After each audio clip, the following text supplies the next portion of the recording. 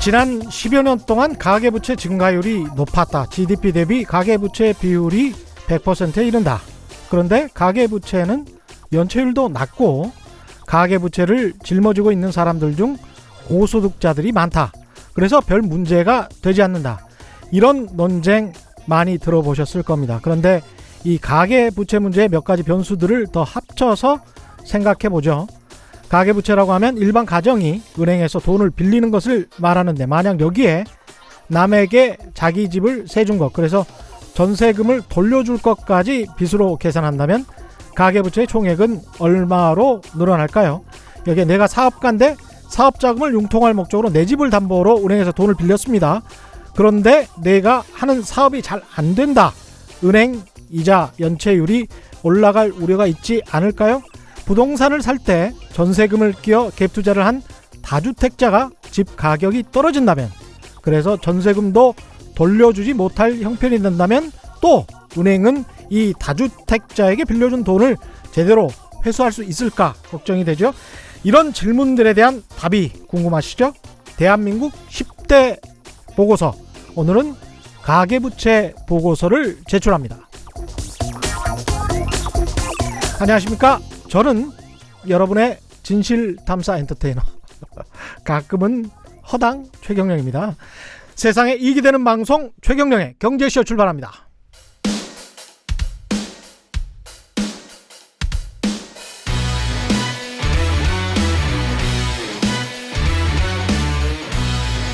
최경영의 경제쇼 특별기획 2019 대한민국 10대 경제보고서.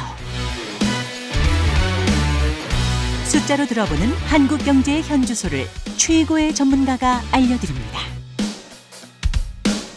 네, 특별기획 2019 대한민국 10대 경제보고서, 오늘은 5번째 시간입니다. 그동안 한국 경제를 위기에 빠뜨릴 뇌관이 될 수도 있다고 꼽혀온 가계부채 문제를 집중적으로 다뤄보겠습니다. 정부 재정에 관해서는 대부분의 의견이 일치합니다. 안정적이다. 앞으로 최소한 5년 동안은 기업 부채 비율도 IMF 때와 비교하면 정말 현저히 낮아졌다. 괜찮다. 뭐 이런 상황이죠. 그런데 가계부채 문제는 갑론을박 중입니다. 대한민국 가계부채 보고서란 책을 낸 서영수 키움증권 연구위원과 함께 이 문제 알아보겠습니다. 안녕하십니까? 예, 안녕하세요. 키움증권 서영수입니다. 예, 반갑습니다. 반갑습니다. 처음 뵙겠습니다. 예, 처음입니다. 예. 최경영의 경제쇼 유튜브로도 실시간 생중계되고 있으니까요. 많이 들어와서 봐주시고요. 댓글도 좀 달아주시면 좋겠습니다. 간단히 제 소개하면 예, 좋습니다. 예. 97년부터 애널리스트를 했는데요. 우연히 97년, 98년 IMF를 맞았고요. 아, 97년에 처음 입사하셨군요. 그렇지는 않은데 어쨌든 다른 애널리스트는 다른 곳에 있다가 97년부터 애널리스트를 시작했습니다. 그리고 이제 2003년도에 이제 저희가 이제 카드를 담당을 했습니다. 그래서 카드 사태. 2003년 카드 사태를 사실 겪게 됐고요. 겪었네요. 그리고 저희가 이제 카드사 업계에서, 애널리스트를 그렇죠. 하셨고, 업계에서 한 3분 정도, 저까지 포함해서 그 부분을 미리 예측해서 어느 정도 분석 보고서를 낸 바가 있고요. 역시 최경영의 경제쇼는 MC가 이러다 보니까 나오시는 분들이 전부 자기 자랑에 넘쳐나십니다. 이게 뭐 전염되는 것 같은데. 자랑이기보다는 이 주제가 워낙 민감한 주제이다 그렇죠. 보니 쉽게 얘기할 수 있는 사안이 아닙니다. 그래서 제가 좀 말씀드리고 싶은 거는 2003년도의 사례, 그리고 2008년도에도 똑같이 이제 금융위기를 겪었는데요. 그때도 저희가 이제 한 2달 전에 금융위기 가능성을 예측한 보고서를 냈습니다. 그러니까 2003년 카드사의 부실과 그렇죠. 관련해서 예측을 했고, 그거는 어느 정도 그 사태가 나기 전에, 어느 정도 전에? 대략 한 6개월 정도. 6개월 전에 예측을 하셨고요. 금융위기는 2달 전에. 2달 전에 예측하셨고. 그리고 신기가 있는 분들이 많군요. 이게 객관적 데이터를 통해서 이제 예측을 하신 거겠죠. 예측했다 이것보다는 제가 말씀드리고 싶은 거는 그런 현장에 있었다. 그렇죠. 그 부분을 말씀을 드릴 수 있고요. 본인의 신뢰를 위해서도 사실은 제가 잠깐 농담을 했습니다만은 2003년 카드 사태와 2008년 금융위기를 예측하신 분들이 사실은 많지 않거든요. 두 개 다 분석해서 예측한 분은 없습니다. 사실 저 말고는요. 이야. 예. 근데 오늘은 좀 약간 좀 그러면 더 집중해서 들어봐야 될 게 가계부채 문제는 저도 이 정도로 심각한 것 같지는 않다라고 사실은 생각을 했거든요. 그렇죠. 예. 근데 이제 대한민국 가계부채 보고서라는 책을 내셨잖아요. 그렇죠. 근데 책을 보니까 굉장히 심각한 듯 들리더라고요. 그래서 이게 이분 말씀이 맞으면 이게 소름 끼치는 건데 세 번 맞추면 이게 한국 경제로서는 별로 좋지 않은 건데요. 그렇죠. 제 예. 예측이 틀리는 게 예. 사실 한국 경제 입장에서 본다라면 더 좋은 거겠죠. 사실. 그래서 근데 지금은 강력하게 어떤 믿음이 있으신 거네요. 맞을 것 같아. 현재 이번에도. 저희가 갖고 있는 데이터를 근거로 그리고 해외 사례를 분석해 본다라면 가능성 측면에서는 이미 금융위기가 오더라도 사실 얼마든지 올 수 있는 상황? 예, 이렇게 볼 수 있을 것 같습니다. 그러니까 가계부채 때문에 금융위기가 오더라도 이상할 게 전혀 없다. 그렇죠. 예. 현재 상황은 그렇습니다. 왜 그런가요? 가계부채가 문제가 안 된다. 정부뿐만이 아니고 다른 애널리스트들도 제가 사실은 서영수 애널리스트의 이번 책뿐만이 아니고 다른 보고서도 간간히 봤었어요. 네. 근데 보고서가 되게 좋습니다. 제가 보기에는. 그래서 굉장히 논리적이실 것 같은데 가계부채 문제가 안 된다라고 정부도 주장을 하지만 다른 애널리스트 분들도 그렇게 문제될 것 같지는 않다. 그렇죠. 연체율이나 이런 거를 생각하면 그런 이야기를 하잖아요. 그렇죠. 예. 특히 우리나라 연체율이 지난 8월 말 같은 경우도 0.32% 정도. 그렇죠.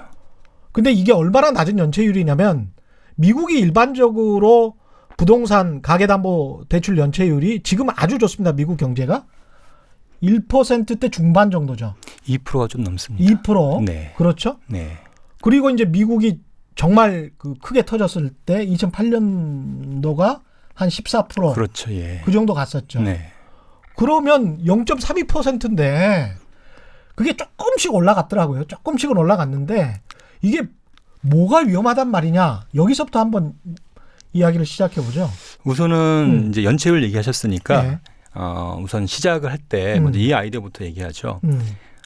한국은 사실 현재 주택담보대출 연체율이 0.18% 정도 됩니다. 예. 전년 말 기준으로. 예. 주택담보대출만 예, 그렇죠. 놓고 따져보면. 예. 예. 미국이 이제 2% 정도 됩니다. 예. 대략 10배 정도가 예. 사실 높은데요. 대손 비용률은 비슷합니다. 대손 비용률. 예. 중요한 포인트는 뭐냐면 예.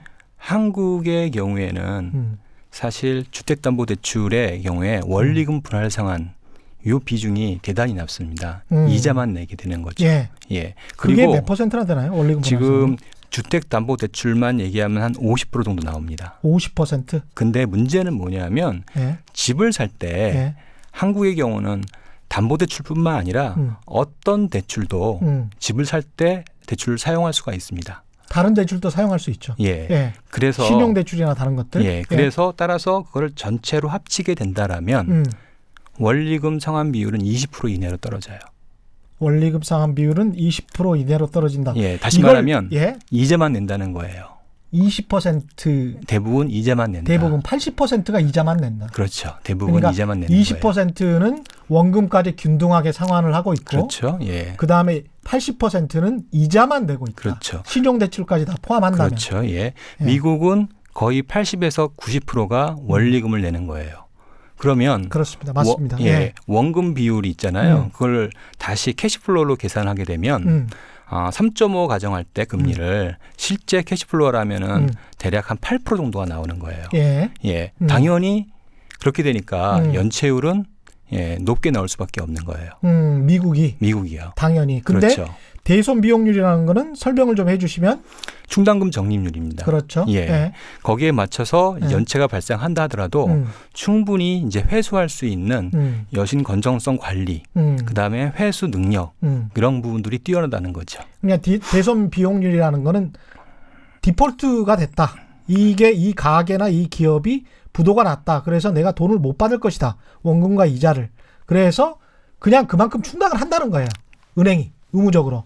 근데 한국은 연체율이 낮음에도 불구하고 미국보다 한 10분의 1 그렇죠. 수준임에도 불구하고 이 대손 비용률은 굉장히 높다. 비슷한 수준이다. 네, 그렇죠. 그것이 의미하는 것은 은행이 이미 어떤 위험을 감지하고 있다. 이렇게 봐야 되는 겁니까? 연체가 발생을 하게 되면 그때는 완전히 악성 채무인 거예요. 그렇죠. 예, 이렇게 되면 회수율이 대단히 낮아지는 거죠. 원래 지금 현재 이자만 내고 있었기 때문에 그렇죠. 예. 연체가 발생하는 즉시 이거는 뭔가 문제가 있게 돼버리는 거네요. 그렇죠. 예. 악성 채무 중에 악성 채무만이 연체가 발생하게 되고요.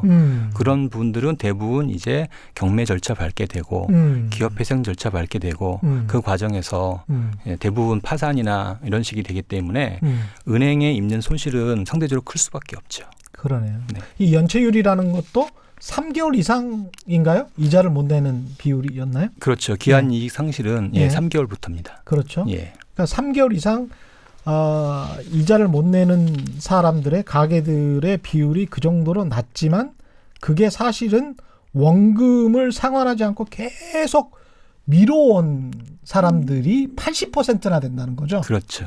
이런 상황에서 대출이 더군다나 기준금리를 낮추면서 대출금리가 낮아졌잖아요. 그렇게 되면 은행들은 대출을 계속 늘리게 되죠. 그렇습니다. 예. 다시 연체율이 말하면 낮으니까. 그렇죠. 예. 예. 내가 갚을 능력이 없다 하더라도 계속 은행에서 대출을 해줘서 이자까지 갚게 준다라면 예, 그렇게 되면 연체 발생할 일이 없는 거죠. 그래서 사실은 연체율이 0.18%는요. 예. 연체가 없다는 뜻이에요. 그렇죠. 예. 그러네요. 예. 그런데도 불구하고 위험하다라고 말씀하는 거 하나하나씩 짚어봐야 되겠습니다만 언뜻 지금 생각나는 게 우리가 50대, 60대가 자산가들뿐만이 아니고 일반 중산층도 부동산 취득 비율이 한동안 높았단 말이죠. 그걸 생각을 해보면 지금 이 캐시플로우를 먼저 말씀을 하셨기 때문에 소득이 중단되는 시점이 이제 58세, 60세에 돌아오게 되는데 그렇죠. 그때 되면 원리금 상환이 아니고 뭔가 이제 수를 써서 이 집에 관해서 이 이자뿐만이 아니고 원금까지 갚아 나가지 않으면 또는 한꺼번에 갚지 않으면 어디에서 돈이 나서 이거를 만회할 것이냐 여기에 관한 고민을 하게 되는 세대가 갑자기 몰려올 수도 있겠습니다. 그렇죠. 근데 그것뿐만 아니라 예. 그런 어떤 뭐 장기 관점에서 놓고 보지 않더라도 예. 어차피 자신의 소득 대비 무리하게 대출을 받은 상태예요. 이미. 예. 그래서 이런 스킴이 이런 구조가 어떤 뭐 집값이 떨어진다든지 아니면 외부의 어떤 충격에 의해서 은행의 유동성에 문제가 생겨서 대출을 꼭 회수해야 되는 상황이 생긴다든지 예. 이렇게 되면은 아까 말씀드렸던 이런 과정이 갑자기 중단되는 거죠. 이 과정이란 무슨 얘기냐면 충분히 이자를 더 낼 수 있을 만큼 은행이 대출을 해주는 상황. 예. 이 상황이 중단된다라면 다시 말하면 대출을 회수하기 시작한다라면 연체율은 갑자기 급등하게 되죠. 여기에 집값까지 만약에 떨어진다라면 그게 방아쇠가 되는 게 있을 텐데 그렇죠. 미국 같으면 2008년 금융위기 때 금리가 상승을 해서 그게 방아쇠가 됐지 않습니까? 그렇죠. 예. 근데 현재 상황은 앞으로 뭐 이제 여기에 애널리스트들, 이코노미스트들이 나와서 예측하는 건 한 2년 정도는 금리 인하기에 접어들 것 같다. 이게 전반적인 의견인데 예. 그런 상황에서는 그래도 좀 시간을 벌 수 있지 않을까 그런 소박한 기대 어떻게 생각하세요? 말씀드렸듯이 예. 언제 어디서 예. 당장 올 수도 있고요. 예, 또 내년에 올 수도 있고요. 가능성은 현재 열려 있습니다. 근데 트리거가 되는 뭐가 있어야 될 거 아니에요? 방아쇠가 되는 어떤 기제가 그렇죠. 하나가 있어야 될 거 아니에요? 예, 구체적인 트리거는 아마 이제 대략 2개 정도 보고 있는데요. 2가지 이제 이슈인데 첫 번째로는 2008년 이제 한국의 금융 위기가 예. 갑작스럽게 외국인들이 자금을 이탈하면서 그 자금은 이제 채권 자금이었습니다. 예. 채권 자금을 이탈하면서 이제 은행의 외화 유동성이 이제 부족하게 되고요. 예. 그러면서 대출을 회수한 그런 상황이 왔었습니다. 그때 대표적인 현상이 뭐냐면 그 당시에도 사실 좀 문제가 있었습니다. 은행 스스로요. 네. 그때의 문제는 은행의 유동성 문제였습니다. 그래서 그 당시 은행채 스프레드가 급등하는 현상이 나타났거든요. 네. 예, 그걸 보고 외국인들이 갑자기 채권을 팔면서 그리면서 은행의 유동성이 부족 사태가 나타났는데 지금도 약간은 비슷한 상황입니다. 그래서 최근에 그동안 외국인들이 계속 순매수를 해왔던 국채와 통환채 네. 이 트렌드가 좀 꺾이기 시작했습니다. 계속 순매수는 해왔었죠. 그렇죠. 예. 근데 그게 최근에는 이제 거의 마이너스로 돌아선 건 아니. 살짝 마이너스. 그래요? 예, 아. 살짝 마이너스고요. 경우에 따라서는 이제 살짝 사고 그러는데 거의 이제 순증 규모는 거의 플랫 정도입니다. 거의 없다. 예. 아. 과거와 지금의 차이점은 뭐냐면 그런 상황에서 누가 그거를 통환채를 사줄 것이냐 이게 또 문제가 되겠군요. 예. 그것도 있고요. 이제 중요한 달러의 수급에 있어서 가장 중요한 포인트가 뭐냐면 옛날에는 외국인들의 국내 채권 매수 또는 매도가 중요한 달러의 시장에서의 이제 수요 공급이었는데요. 달라진 게 하나 있습니다. 뭔가요? 예, 최근에는 국내 경제 주체, 다시 말하면 국내 개인 입장에서 든 자산가, 예. 국내 기업들 이런 경제 주체들이 아마도 제가 느끼기에는 한국 경제에 대한 한국 정부에 대한 좀 불신들이 대단히 많은 것 같아요. 예. 이 사람들이 달러 또는 외화 자산들을 적극적으로 매수하고 있습니다. 예. 그래서 이 국내 경제 주체가 매수하는 이 달러와 외국인들이 파는 달러가 그 동안에는 대략 비슷했어요. 근데 이게 이제 바뀌기 시작하는 거예요. 그래서 외화 유동성이 점점점 좀 안 좋아지는 쪽으로 가고 있습니다. 외화 보유 잔고는 그럼에도 불구하고 아주 건실한 편인데. 아직까지는 이게 이제 거의 이제 플랫 정도로 해서 외환 보유고가 그런 이유로 경상수지 흑자에도 불구하고 별로 증가하지가 않잖아요. 이게 그렇죠. 지금 서로가 매칭돼서 그런 거거든요. 근데 이제 어떤 외부의 충격이나 또는 아까 말씀드렸지만 가계부채라든지 여러 가지 문제들이 이제 노출되거나 연체율이 급등하거나 이런 상황이 나타날 때 외국인들은 빠르게 이제 투자 패턴을 바꿀 거예요. 이때 이제 문제가 이제 수면위로 부상할 가능성이 첫 번째 있고요. 두 번째는 외부의 충격. 외부의 충격입니다. 두 번째는요? 두 번째는 내부입니다. 아까 말씀드렸듯이 집값 문제입니다. 집값이 하락할 위험인데요. 떨어지면. 그러면 그때 은행 입장에서 본다면 당연히 이제 담보 가치가 하락할 것이고요. 그렇죠. 그러면 대출을 회수해야 하는 상황이 발생하는 거죠. 근데 이제 대부분의 청취자분들, 전문가분들 생각하시는 거는 집값 얘기하면 서울 많이 얘기하잖아요. 그렇죠. 근데 이제 그렇게 보지 마시고 3등분해서 볼 수 있습니다. 서울, 그다음에 경기, 인천, 지방 이렇게 나눠볼 수 있습니다. 아주 좋습니다. 지방은 이미 집값 하락이 상당 기간 진행되었고요. 그렇습니다. 다만 지방은 부채의 레버리지가 낮기 때문에 그렇죠.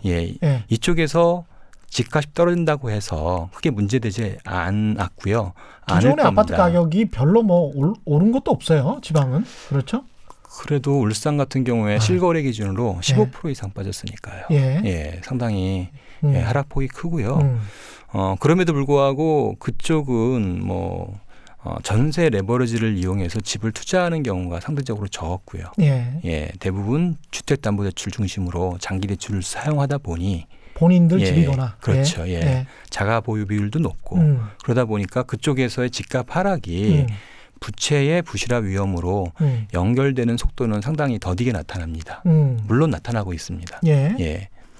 근데 문제는 이제 점점점 올라가서 수도권부터는 달라집니다. 수도권부터는 이쪽은 이제 과거 2014년 이제 빚내서 집 사자.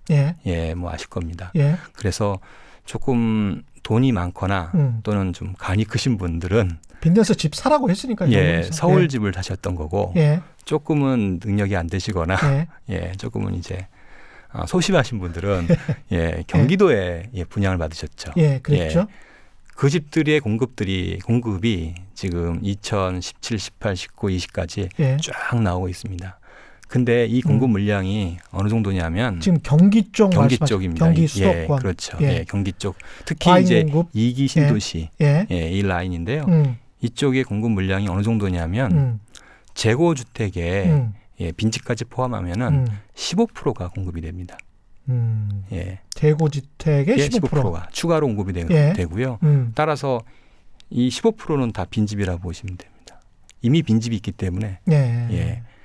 이게 이제 2019년 20년 근데 나타나는데 그 등기부 등본상에 실제 소유주는 이제 누군가는 있겠죠. 그렇죠. 건설사가 아니고 예. 그 집을 산 사람이 있겠죠. 이미 있죠. 그 사람은 너무 답답하겠죠. 그렇죠. 빈집이라면 예. 이게 만약에 전세도 안 나가는 집이라면 굉장히 답답한 상황이 그렇죠. 되고. 예. 그런 상황에서 이제 음. 문제가 트리거가 되는 거는 음.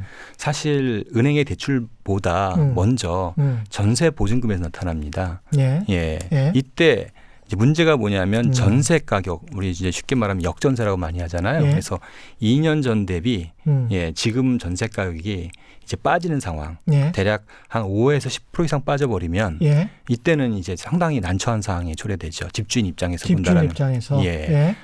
돈을 돌려줘야 되는 상황이 온다는 거고요. 예. 사실 그 얘기는 이 정도의 상황이 온다는 얘기는 음. 아까 말씀드렸듯이 5에서 10% 이상, 많게는 15%가 빈집이잖아요. 예. 그러면 분명히 이 빈집은 분명히 새 집이고 좋은 집일 거예요. 그렇다면 그 주변에 사는 구주택의 경우에 예. 이 사람들은 새 집으로 옮기려고 하겠죠. 음. 그러면 이 구주택의 집은 당연히 예, 빈집이 생길 수밖에 그렇죠. 없어요. 그러면 집주인은 음. 이 전세금을 전부 돌려줘야 되는 상황이 나옵니다. 그렇죠. 예, 근데 이제 여기에서 우리가 그 확인해 봐야 될 지표들이 금융소득 대비 금융부채. 그러니까 이제 전세금까지 만약에 포함을 한다고 그렇죠. 치면. 예, 그리고 이제 합리적으로 봤을 때 내 집으로 들어올 사람이 있다. 세입자가 있다. 그런데 5에서 10% 정도 빠졌다. 근데 전세금이 뭐 3억이다. 근데 10% 빠졌으면 3천만 원이잖아요.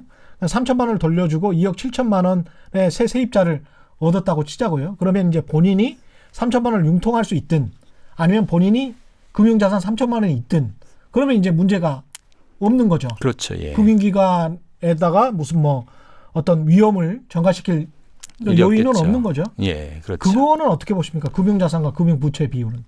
지금 금융자산 대비 금융부채 비율이 한국이 상대적으로 좋다고 하잖아요. 예. 이거는 이제 DSR도 마찬가지예요. 예. DSR 이제 소득 대비 부채 예. 비율도 마찬가지고요. 근데 아까 지금 이제 소득 대비 부채가 예. 이미 둘 다, 높다. 예, 둘 다 지금 같은 내용인데요. 예. 지금 말씀하신 거는 지금 평균을 사용하신 거잖아요. 그렇죠. 예. 대다수의 전문가가 음. 지금 가계부채를 평가할 때 지금 굉장히 큰 오류를 범한 게요. 예, 부채는 한계 차주에 대한 위험을 분석하는 거지 평균을 분석하는 게 아니에요. 그렇죠. 예. 아니 예. 본인이 망하면 끝인데 뭐. 예.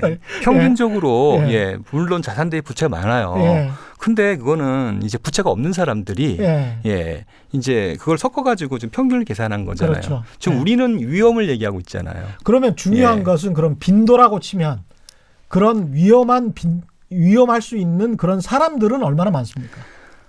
우선은 예. 이제 두 가지를 얘기할 수 있는데요. 첫 번째가 이제 DSR이라고 이제 총 부채 상환 능력 비율이에요. 예. 자기 소득으로 원리금을 갚을 수 있는지에 대한 비율이거든요. 예. 이게 이제 적정 수준이 한 40% 되거든요. 예. 근데 이제 위험한 수준은 어느 정도 보냐면 한 70%를 봅니다. 70%는 뭐 말하는 거냐면 자기 소득으로 이자도 못 갚는 거예요. 자기 소득으로 이자도 못 갚는다. 예, 그 비율이 70%입니다. 예. 예. 그 비율이 70% 넘는 비율이 현재 나와 있는 게 30% 정도로 나와 있는데 이거는 전세보증금이 빠져 있는 거란 말이에요. 그렇죠. 그래서 전세보증금을 합산해서 계산하잖아요. 그러면 50%가 넘을 것으로 추정이 돼요. 예. 심각하네요. 이거는 답이 안 나오는 상황이에요. 그러면 두 번째는 전세보증금 그 규모를 정확하게 좀 말씀해 주시면 우리가 가계부채를 주택담보대출과 신용대출 뭐 이런 거 합해서 보통 한 1,600조 원 정도 보죠. 그렇죠. 그러면 전세자금 같은 경우는 어느 정도입니까? 그게? 한국은행에서 2018년 3월 기준으로 발표한 게 512조거든요. 512조. 예. 근데 이게 예. 정확한 집계 데이터가 없어요. 예, 그래서 사실은 512 저도 추정한 거고 뭐 실제로는 훨씬 더 많을 것으로 보여져요. 예. 그러면 그렇죠. 왜냐하면 임대소득을 제대로 신고 안 한 사람들이 대부분이기 때문에 그렇죠. 예. 전세금이 얼마인지는 추정할 수밖에 없네요. 그렇죠. 정부로서는. 예. 그렇게 되면 아까 1,600조에다가 500조 또는 600조 정도를 합한다면 2,200조. 거기에 이제 개인 사업자 대출 빠졌었거든요. 개인 사업자 예, 대출. 그거 빼면 예. 그거 포함하면 최소 2,300조에서 한 2,600조 정도까지 생각해야 되고요. 예, 그렇게 계산하면 예. GDP 대비 가계부채 비율은 전 세계 OECD 국가 중에 가장 높은 수준이고요. 그러네요. 예. 우리가 1,800조 정도의 GDP니까 네. 2,500조면 근데 이제 이 양이 문제가 아니거든요. 양이 아무리 많아도 아까 말씀하신 예. 그 캐시플로우가 가장 중요해요. 예, 질만 괜찮으면 예. 됩니다. 모두에서 예. 말씀하신 캐시플로우. 그러니까 내가 소득이 있고 그걸 원리금을 충분히 갚을 능력이 되고 내가 계속 일을 할 수 있고 우리 경제가 활력이 있으면 문제가 없죠. 그렇죠. 예. 그리고 미국에서도 실제로 그렇게 엄청난 모기지. 그 젊은 친구들이 막 20대, 30대들이 뭐 1억씩, 2억씩 빌려가지고 막 갚아 나간단 말이죠. 그렇죠. 그런 경제면 상관이 없는데 그게 아니다라고 지금 보시는 거잖아요. 그렇죠. 예. 방금 얘기하신 금융자산 대비 금융부채 비율도 아무 의미가 없는 게 한번 생각해 보셔야 될 게 지금 우리나라의 가계부채 문제의 핵심은 사실 부동산 투자 대출이 많다는 거거든요. 투자 목적 투자 대출. 대출이 많다. 예. 예. 그러니까 우리 헤지펀드 이런 것처럼 적은 자금으로 예, 이제 투자를 해서 수익을 극대화시키는 이 레버리지 투자라고 하죠. 예. 예. 이런 게 일반화돼 있는 거예요. 과거에 이제 갭 투자 예, 뭐 이런 것들요. 그렇죠. 이게 다 예. 이제 그런 레버리지 투자인데 갭 투자 포함해서 그래서 쉽게 말해서 1억으로 10억짜리 집을 사는 거예요. 예. 이런 방식의 투자가 일반화되어 있단 말이에요. 예. 이런 행태일 경우에는 당연히 음. 있는 현금 다 빼서 집을 투자할 거 아니에요.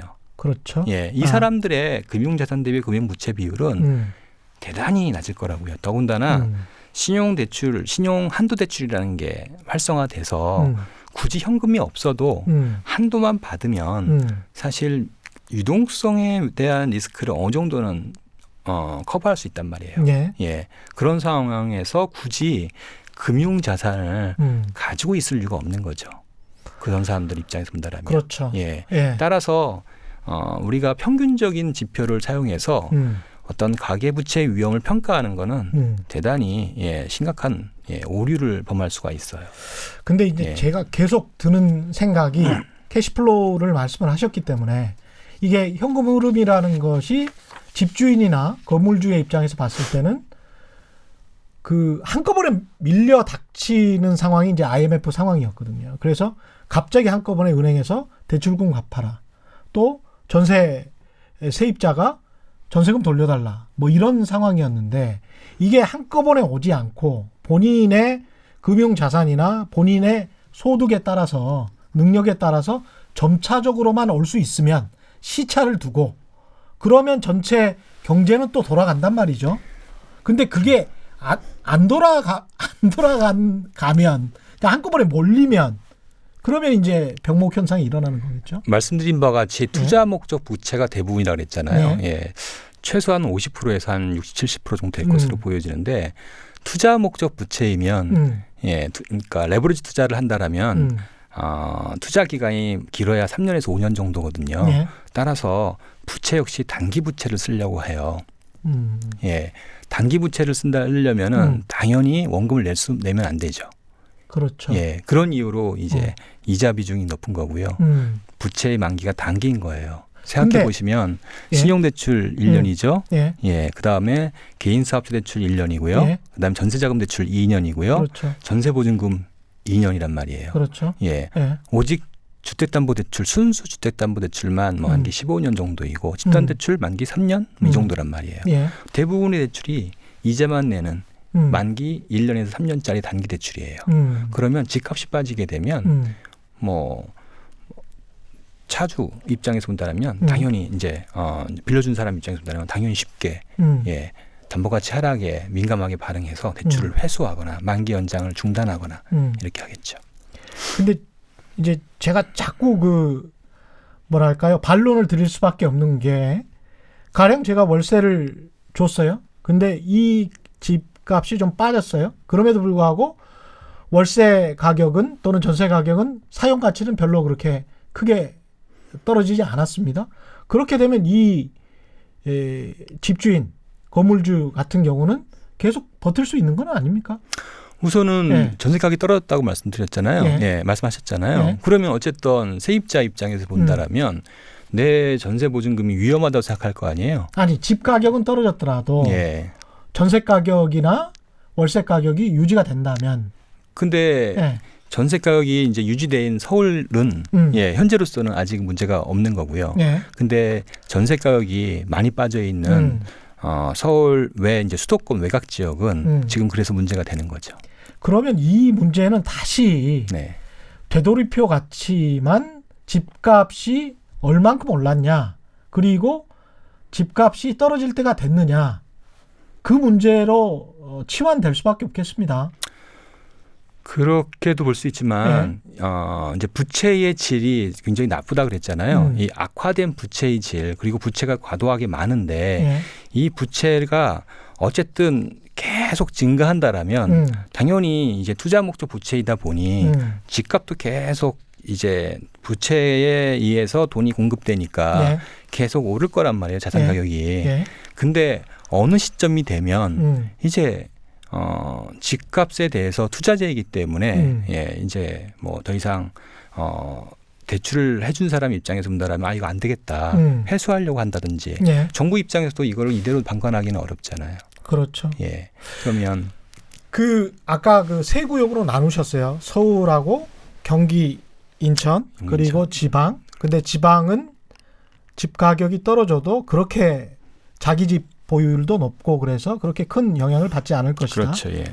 그래서 시스템적 리스크는 없다. 서울은 어떻습니까? 서울은 경기, 인천은 약간 좀 위험한 것으로 말씀을 하셨고 빈집이 많다. 재고의 15%를 단기간에 많이 공급을 해버렸다.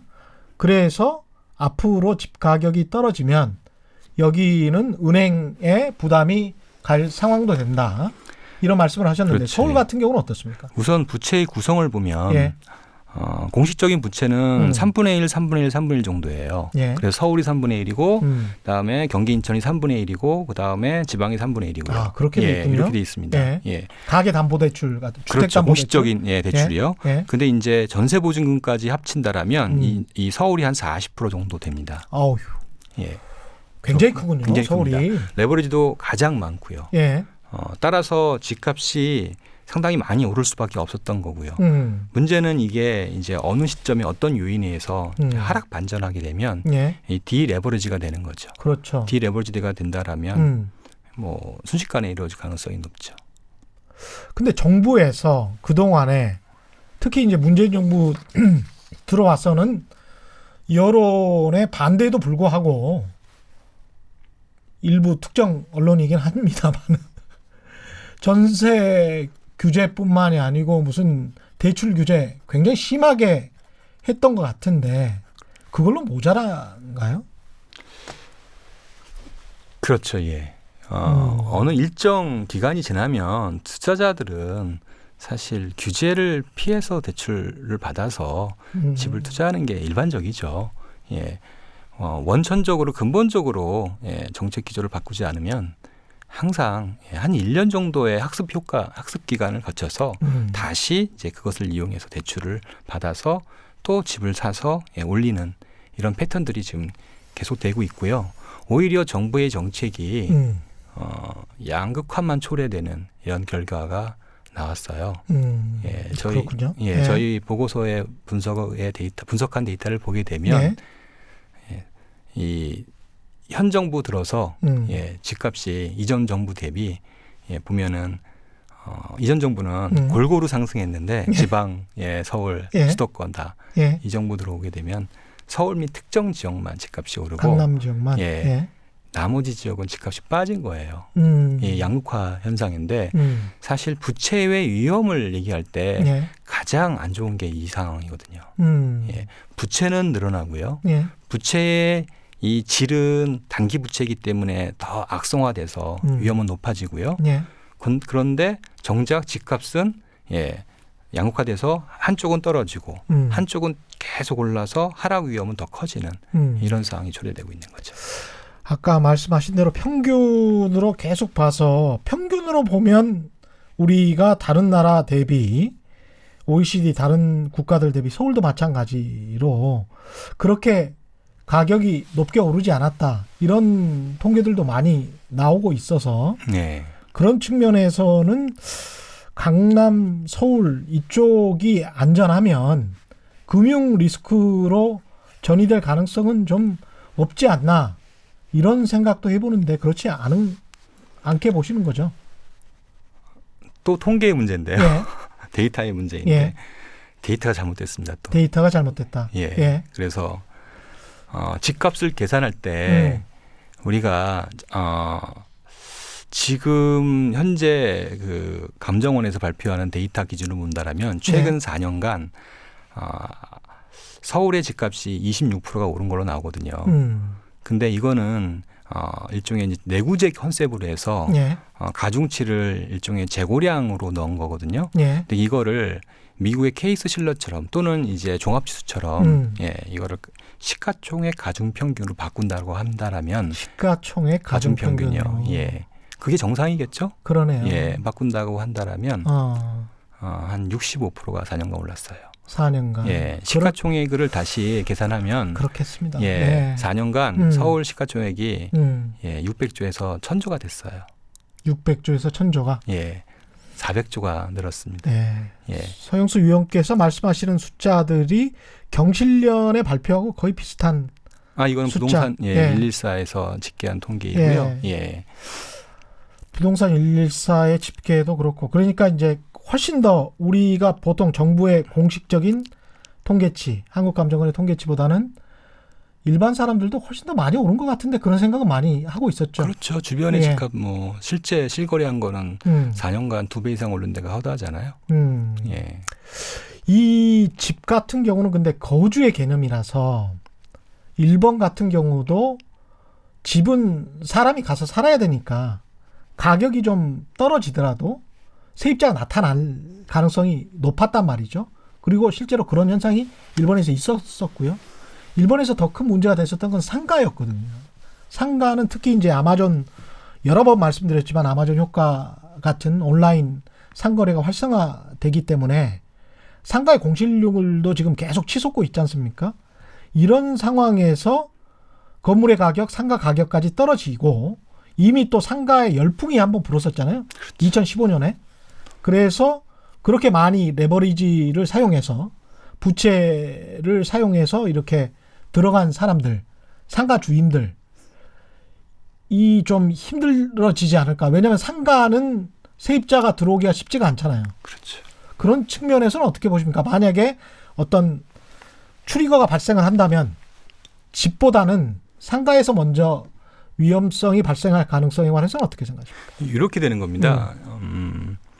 집값이 떨어지면은요. 예. 먼저 이제 수도권 중심으로 집값이 떨어지고 있는데 이렇게 떨어지게 되면 가장 먼저 나타나는 게 상가의 경매 낙찰가율이 떨어져요.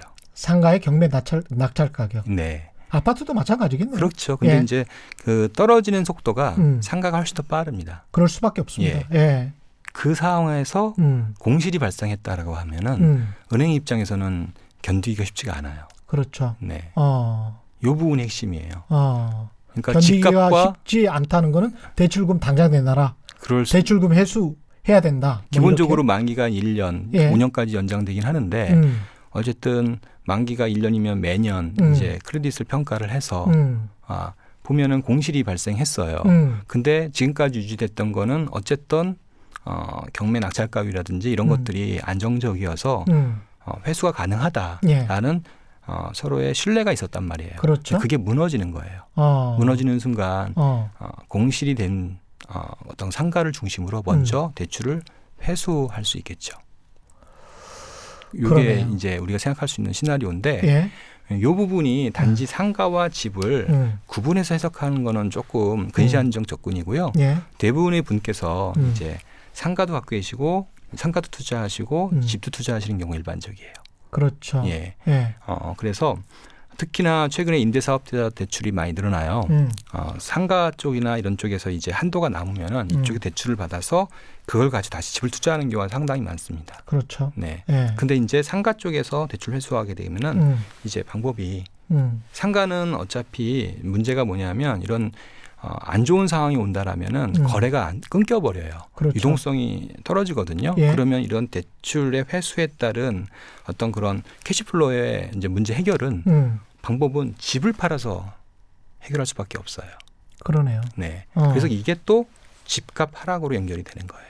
그렇겠습니다. 예. 예. 그래서 이게 다 연결되어 있어서 상당히 이제 상황은 좋지 않고요.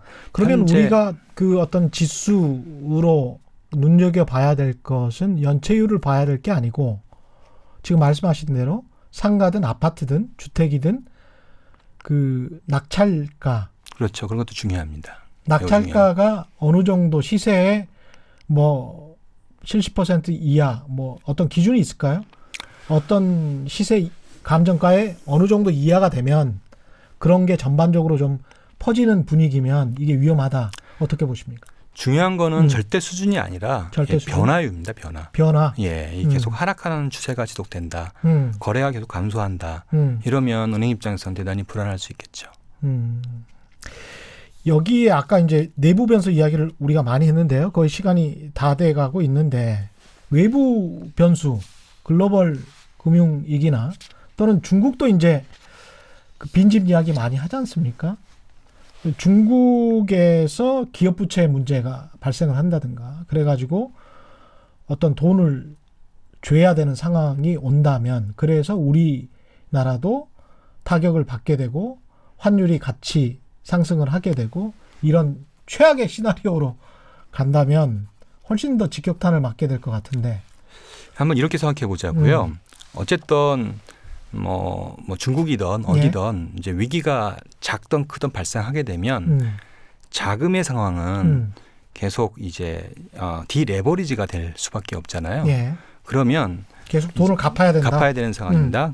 그렇게 되면은 이제 헤지펀드 뭐 이런 여러 가지 투자자들이 있을 겁니다. 투자자들은 이거를 어떻게 활용하냐면 기본적으로 숏 포지션을 가져가면서 전 세계에서 가장 금융고리가 상어떼들이 달려드는군요. 그렇죠. 취약한 그런 뭐 나라 또는 뭐 시장 이런 것들을 공격을 하게 돼요. 그래서 제가 맨 처음에 시작할 때 OECD 국가 중에도 가계부채 위험이 가장 크다. 이게 굉장히 예민한 이슈예요. 그렇군요. 지금 1분밖에 안 남았어요. 개인이 할 수 있는 것, 정부가 당장 해야 되는 것, 그걸 좀 정리를 해 주십시오. 이 사실을 헤지펀드라든지 외국인 투자자가 어느 정도는 좀 알기 시작한 것 같아요. 그래서 계속 외국인들이 지금 은행주도 팔고 있고 예. 이제 좀 증내 시장에서도 약간 네거티브한 것 같고요. 채권도 좀 팔기 시작하고 있고요. 조금씩. 예. 이런 것들이 추세화가 되기 전에 정부가 이 사실을 인지하고 정책을 바꿔야 됩니다. 어떻게? 지금 경기 부양 중심으로 금리 인하하고 그러면서 계속 집값 올리고 그다음에 부채를 늘리는 이런 형태의 정책으로는 안 된다. 안 된다는 거죠. 이러다가는 분명히 외부의 공격을 받을 수가 있는 거죠. 그러기 전에 미리 이런 문제를 해결하기 위한 조치들을 취해야 됩니다. 그 조치, 그 내용들은 이미 정부가 많이 준비해 놨고요. 예. 제가 이제 여러 자료를 통해서 이미 많이 설명을 드렸습니다. 예. 충분히 할 수 있고요. 예. 다만 그 과정에서 많은 좀 논란과 여러 가지 이제 고통이 좀 있을 겁니다. 그렇죠. 이것들을 어떻게 잘 해결하냐 이 부분이 좀 필요한데 그 부분은 뭐 나중에 기회 되면 한 번 더 말씀을 드리겠습니다. 요즘 들어서 이제 전세 보증보험이나 이런 것들을 많이 권하고 하는 것들도 같은 맥락에서 볼 수도 있을 것 같습니다. 한 번 더 나오셔야 될 것 같아요. 예, 뭐 기회 되면 한번 나오겠습니다. 예. 예, 오늘은 뭐 여기까지 해야 될 것 같습니다. 오늘 특별기획 2019 대한민국 10대 보고서 가계부채 보고서를 정리해봤는데요. 좀 소름이 좀 끼칩니다. 예. 저도 걱정입니다. 예, 좀 걱정입니다. 잘 됐으면 하는데. 예. 지금까지 서영수 키움증권 연구위원과 함께했습니다. 긴 시간 함께해 주셔서 고맙습니다. 예, 감사합니다. 고맙습니다. 예, 최경련의 경제쇼 오늘 준비한 내용은 여기까지였고요. 다음 주 월요일부터 특별기획 2019 대한민국 10대 보고서 6번째 시간 계속됩니다. 저는 이만 인사드리겠습니다. 지금까지 세상에 이익이 되는 방송 최경련의 경제쇼였습니다.